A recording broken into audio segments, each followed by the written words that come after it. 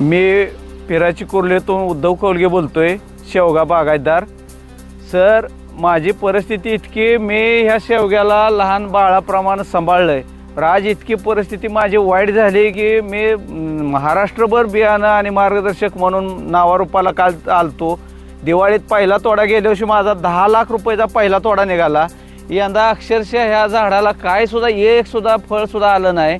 आणि माझ्या रानात किंवा माझ्या परिसरात रोज एक महिना 20 दिवस झालं पाऊस चालू आहे। शासकीय कुठलाही अधिकारी किंवा काय नाही, माझ्या शेजारना अधिकारी वर खाली करते पण कुठंही दखल घेतली नाही। तरी प्रशासनानं माझी आणि माझ्यावर मी काय जी काय माझ्या रानाचे नुकसान झाले ती वस्तुस्थिती बघावं आणि मला जर काय शासनाचा काय जर लाभ मिळत असेल तर 100% मिळावं, मलाच मिळावं पण बाकीच्या सुद्धा लोकांनी मिळावं ही माझी मनापासून शासनाला हात जोडून विनंती आहे। एवढंच माझं म्हणणं आहे की शासनानं आमच्याकडे लक्ष द्यावं। आज शेंगासारखे हीच झालं, तुमच्याकडे कुठलं काही विचारलं अधिकारी तर कोण बोलत सुद्धा नाही। मला तर वाटतं इतकं वाईट दिवस कधी आलं नव्हतं आमच्यावर। 10 वर्ष झालं कधी नाही, पण आज 10 वर्षाचं माझं 2 बोर सुद्धा वरणं चालू आहे। तर प्रशासनाने एवढं गंभीरतेनं लक्ष घालावं।